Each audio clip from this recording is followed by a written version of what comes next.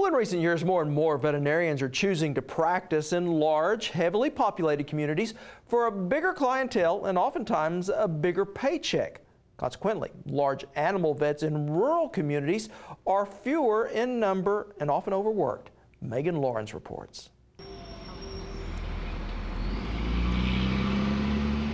Enrollment in veterinary schools is at an all-time high. However, the number of students returning to rural communities are declining. A lot of kids that go to vet school, young people that plan on doing mixed animal practice, plan on going back to rural areas. I think sometimes they just get there and realize there's more out there, more opportunities available to small animal. And in urban areas. Brent Pitts is a veterinarian in Stillwater, Oklahoma, and is concerned with the shortage of rural vets. I'm looking for a veterinarian in this practice to find someone that wants to do mixed animal, go out in a truck, ambulatory work, and do rural stuff is getting more difficult to find, and I've talked to several of my classmates across the state, and they're having the same problems. At Oklahoma State University of Veterinary Medicine, out of a class of 75 graduates, only 10 to 15 will practice in small towns.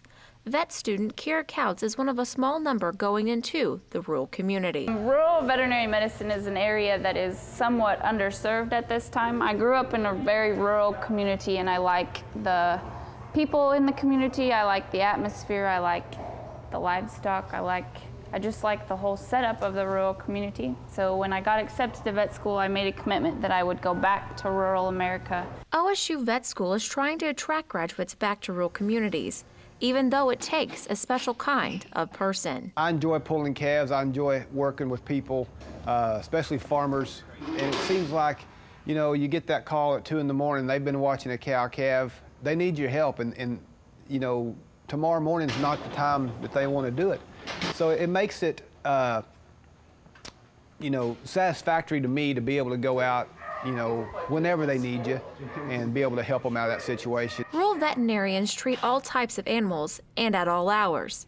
And while costs may be lower in rural areas, so can the pay. Find people that are willing to go back there to work and make them try it for a year or two. Let them see what it's like before they make up their mind, because I think some of them make their mind up before they get out of school that they're not going to do mixed animal or rural practice, and I think they're missing out on a great opportunity. In a field where numbers are limited and the hours are long, it is the appreciation in the patient's eyes that make the job worthwhile.